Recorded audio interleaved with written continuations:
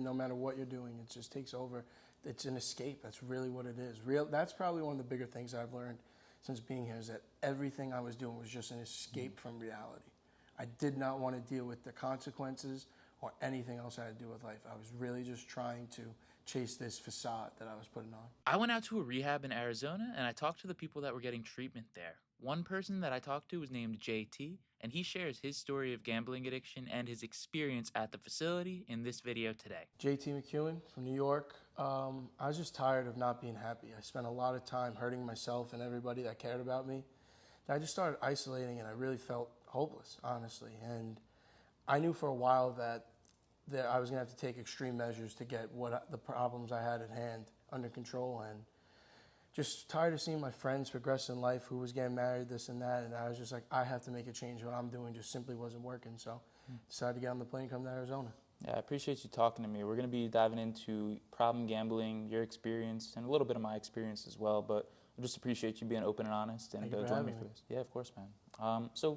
Let's take a step back, because right now we're at a gambling treatment facility called Algamus out in Arizona. It's the real deal. It's, all day, every day, recovery. How did we get to this point? Like, what was the start of gambling for you, and when did it become a problem?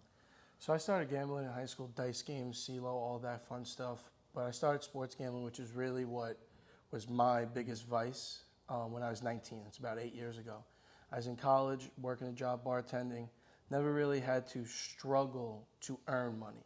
I really lost the value of a dollar at a young age, and that's something I didn't see that being here has helped. But it became a problem probably after college. Got a nice job right after, and on top of that, was able to work at my family restaurants, and I always had access to cash if I needed it to pay back whoever or whatever were funding the bet. So it really started to progress and get worse after college, for sure. So what I'm hearing is, like, the start of your gambling, and maybe even, towards the peak of it, it really wasn't about money, was it? No, it was something that was more fun to do. I was able to do it when it first started. As situation changed, time went on, I wanted more. That's when the addictiveness really kicked in.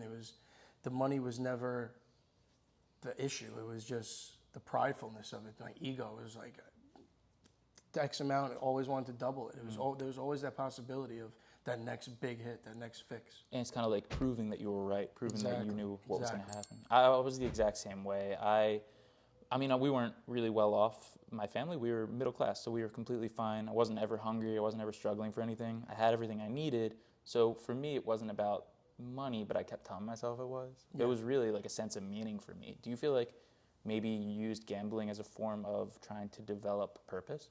Absolutely. Maybe not forming a purpose, more so I felt as if I had no other purpose. Gambling was my purpose. Did it for a long time as a job. Like, I thought that I truly would be able to live that life that everybody sees in the movies and on TV, that you could just win millions on millions. I truly believed that. And as the days went on, I realized that even if you were able, it's not worth it. My peace of mind is worth much more than that. Being happy in who I am is much worth than any dollar amount. Were you ever happy when you were gambling? I'm sure in the interim, to go back, I can't really say I was, because I really was just in such a low place and felt so hopeless over all of it. But yeah, there's times where you go out to games and stuff and you win money. Like, I've had plenty of trips over the years where I went 4 games, and yeah, you have fun in the moment, but it doesn't take very long to get kicked back to reality and forget all about it. Sure. So it was like temporary hits of happiness. Yes, exactly. As you can probably tell by now, this video was sponsored by Algamus Recovery Services out in Goodyear, Arizona. They provide inpatient gambling addiction services specific to the problem gambler, because so many places out there treat gambling addiction through the lens of substance addiction. And there's a lot of differences, though they are similar in the brain. So I hope that you enjoy the rest of this video, and more information about Algamus can be found down in the description below. All right, so we're out here at the facility, and you've been here for how many days now? Going on 2.5 weeks, at the halfway point of my sentence. So what was your conception of, like, what a treatment center looked like before you came here, and what is it now? So that's probably what I struggled with the most, is what I really thought it would be. I denied that I had a problem, but I really just didn't think that it would be a place that I can go truly buy in, because I've been in and out of GA for years. I went to my first GA meeting when I was about 20 years old. I'm 27 now. So I just didn't really resonate in the moment. I wasn't ready, is really what it was. I was not ready to surrender. At me coming here, I was ready to surrender. So when I showed up, it was totally different than anything I could ever imagine. I really thought it would be lockdown, focused, like isolation, and that couldn't be further from the truth.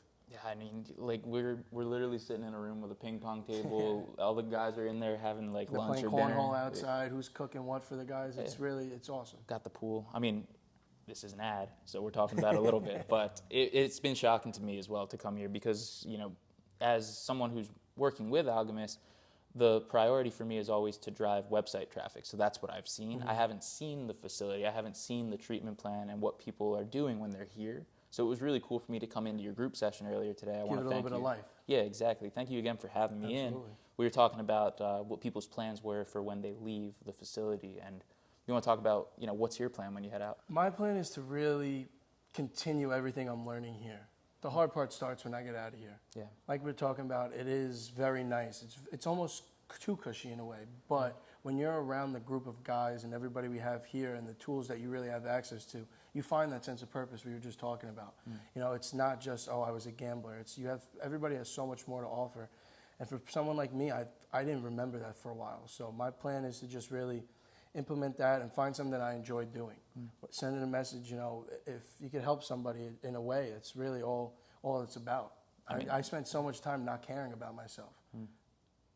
It's made a big impact on my recovery to do this kind of content because for a really long time, I thought I only cared about myself, but then as you said, it was like we weren't really taking care of ourselves. Exactly. So we were caring about nothing at all. Exactly. Earlier today we had a breathwork session, and I did it with you guys, and it was really impactful for me. I was thinking about situations that came up when I was 14, 15 years old. What has the impact been of, taking a holistic approach to recovery? How did you enjoy the breath work? Like, how are you feeling now spiritually? I've done 2 breath work since I've been here, and it's really been life-changing stuff. It really just sheds a whole new perspective on things that I really put in the back of my mind for a while that I really ran away from. And being here in the situation I'm in, I have to tackle it on. The only way out is through. I can't progress as a person if I really do harp on all of it. So I've been able to just really, how I respond to all of it has been the biggest change to me. A couple weeks ago, I would have let any little thing get in my way. Now, the bigger things start to feel a little bit less small, and you realize that it might throw you off the path, but you can get right back on. You don't have something holding you as a crutch anymore. All right, so we've set the groundwork of, your gambling progressed once you kind of got out of college, once you graduated and you were working a job. What did that look like, and what for you was kind of rock bottom, so to speak? So my rock bottom for me was just really feeling hopeless, really not thinking anything of myself. I was always the guy that could light up the room, always brought good energy, and I still am. I just kind of lost that feeling of who I am. And it just became too much to really look myself in the mirror and be like, what are you doing? And I didn't have many answers, and I just knew that something had to give. I needed something to believe in. I needed to hold on to something. That's what really got me out here. I notice in a lot of people that go through recovery, like you become a lot better at expressing the emotions that you're feeling. Do you feel like even though you were the guy that could light up the room, the loud guy in the room, do you feel like you were open with people a couple months ago, or do you feel like you've shifted towards doing that now? I was open with what I wanted them to know. I definitely hid way too much to myself because you don't feel like anybody can relate. You don't feel like anybody is going to understand, and it's just a waste of time. And you deal with so many arguments and you burn so many bridges along the way that it doesn't even seem worth it. You kind of just go with the flow, and you kind of just do that consistent life that just doesn't serve anything at the time. And, you and I were having a conversation earlier that things have been kind of rough with family life since coming into the program here. What do you kind of want to express to them, and has it been worth your time to be here? Yeah, so I got here a little over 2 weeks ago, and within my first week here, my grandfather passed away. I was supposed to go back to see my family, go for the wake and everything, and unfortunately, I just wasn't at that point in my recovery. I had to stay. So that's a lot to really wrap your head around that. I was so, what I thought was messed up in the head, and I was just so all over the place that I couldn't even go be with my family in a tough time like that. And I kicked myself because I didn't get to talk to him or anything, and that's tough. But I know where I am is where I need to be, and the only way I can live a better life is if I continue to do the things I've done since I've been here. So Absolutely, it was the right decision to come here, because a couple weeks ago, if this would have happened to me with my grandfather, who knows what would have happened, man. I would have went down a dark path. I would have isolated, and everything that we were just talking about of how I felt only would have been heightened to the max and to the extreme. And I don't even know, definitely wouldn't be here. Definitely would have delayed that even longer. That hits home for me because when my grandmom passed away, I was towards the peak of my gambling. And I can remember going to the funeral and then following the funeral, walking out, going to the cars to go back home for, whatever the lunch is called after a funeral. And I was playing hands of blackjack in the back seat. Yeah. And it's just like when we let it take over our life, it's all consuming. Everything. No matter what you're doing, it just takes over. It's an escape. That's really what it is. That's probably one of the bigger things I've learned since being here, is that everything I was doing was just an escape from reality. I did not want to deal with the consequences or anything else I had to do with life. I was really just trying to chase this facade that I was putting on. Why? Like we said before, that was my purpose. That was really what I thought. My father struggled with gambling, my father struggled with drinking, and I always just really, I wanted to one up. That's really what I wanted to do. I wanted to be like, oh, I could do this. I can get a hold of it. And it just didn't last that way. My grandfather that passed, he was a gambler. He got a hold of it. My father got a hold of it. I always felt like I don't need to do that. I wanted it to be my biggest strength. That's truly where the misconception of my brain really happened.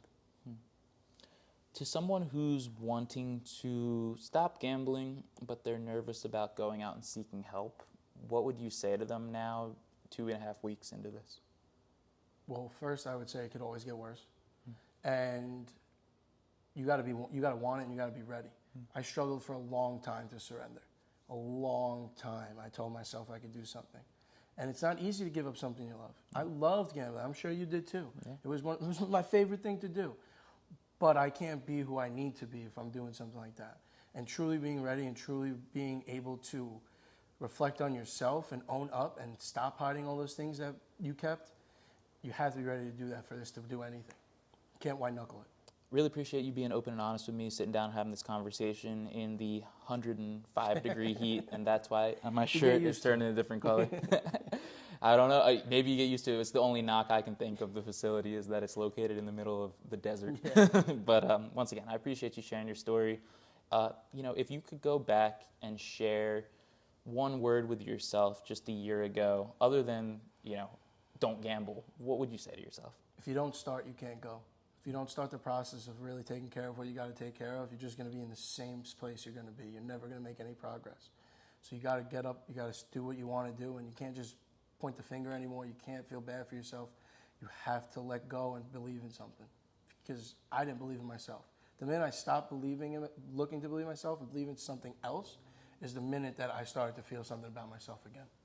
Dude, that was awesome. Thank you so much for having this conversation. And to everyone watching, check the description for more information about Algamus, and let's keep getting better together, one day at a time.